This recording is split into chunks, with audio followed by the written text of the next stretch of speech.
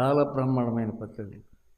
ఓ బ మొత్తం హైదరాబాద్ అంతా తిరిగి కలెక్ట్ చేసి తీసుకొస్తుంది. ఆమె ఏమంటుందండి, "ఎందుకండి ఇవన్నీ తీసుకొస్తారు? ఎందుకని?" నీకేం తెలుసు నీకు?"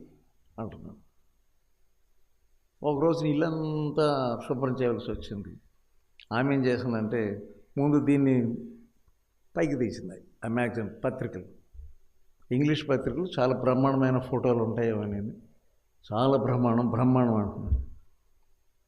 ఆ పై పత్రిక పైది మ్యాగజైన్ తీయగానే కింద అన్ని పెద్ద తొర్ర మొత్తం అన్నీ ఇన్ని పత్రికలు అన్నీ కొట్టేసి ఉన్నాయి. ఏంటి? చదవు. మరి పై పత్రిక మాత్రం చాలా బ్రహ్మాండం. నీకు అలా జరుగుతుంది. నీకు తెలియట్లేదు. ఆల్రెడీ చదపెట్టి ఉందని నీకు తెలియట్లేదు. అందుకే మాటిమాటికి కోపం, మాటిమాటికి రోషం, మాటిమాటికి విరుద్ధమైనటువంటి స్వభావం. పరీక్షించుకో. అదే ఫూలిష్నెస్.